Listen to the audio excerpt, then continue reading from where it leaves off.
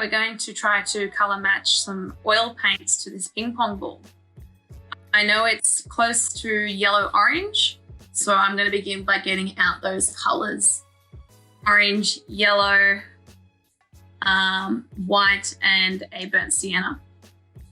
So I'm going to get my palette knife on a magazine. Magazines are easier to mix onto because of the plastic paper instead of a palette, like a painting palette.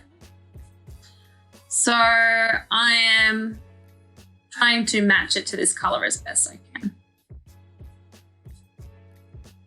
I'm mixing it quite well with my palette knife, and it's a lot of trial and error. Now I'm going to make a range of colors because obviously this ping pong ball is not just one shade of orange.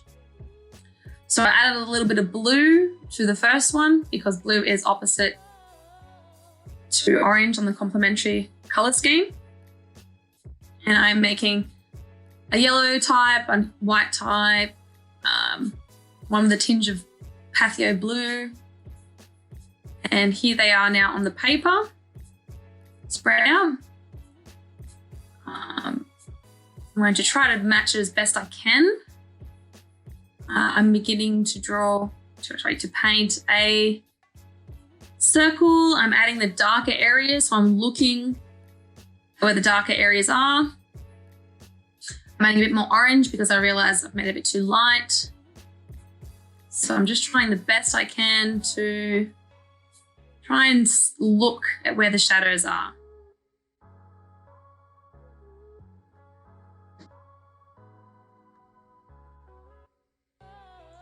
I'm white now. And I'm just going to put a layer on top just to blend it all. So painting is all about layering. So we continue to work. The good thing about these oil paints are they are water soluble or water mixable. So that means you can keep working into it. They don't dry as quickly.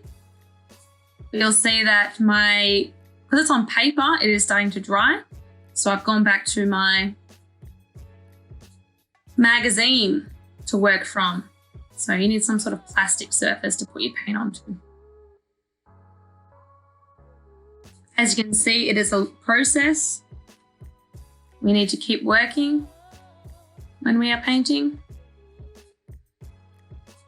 I'm going to ask you guys to do something similar. I want you to find an object in your house and use the oil paints, the oil set you've been given. And I want you to have a go at what I've done. Now I've added in the shadow.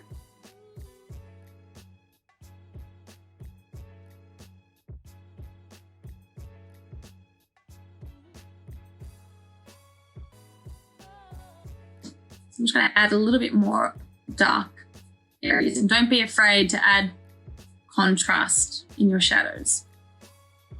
Using a cotton tip just to help me blend. So your task is to find a simple object in your house to paint. You're going to use the oil paints and the palette knife to mix your colors in your art book. You're going to use your observation skills to match the range of colors in the object. You're going to paint the object as best as you can, focusing on shadows and highlights. Finish it off with a cast shadow, and then I'd like you to share your results with me.